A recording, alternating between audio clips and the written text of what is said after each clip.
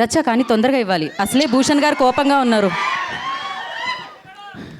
My lovely brothers, bang Bruce.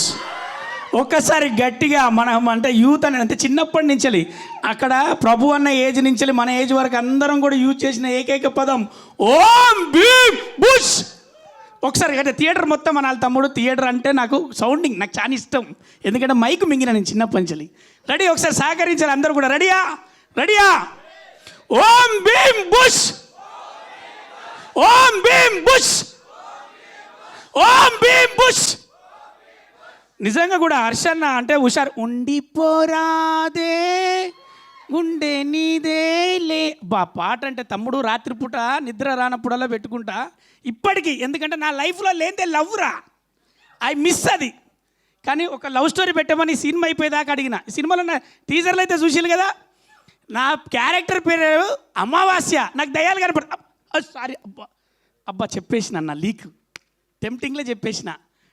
నా leak ఏమో మరి అంటే అది చూస్తుంటే ఆనందంలో చెప్పేసిన.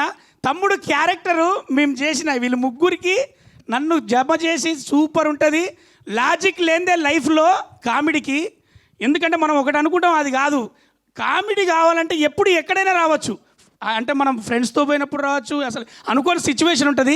ఈ సినిమా స్క్రీన్ ప్లే కూడా లాజిక్ లేదు. మొత్తం లైఫ్ మొత్తంలో ఎలా అయితే లాఫింగ్ ఉంటుందో ఈ సినిమా కూడా మీకు 2 అవర్స్ చేంజ్ ఏదైతే ఉంటుందో మీరు నవ్వుతూ ఉంటారు, ఎంజాయ్ చేస్తారు.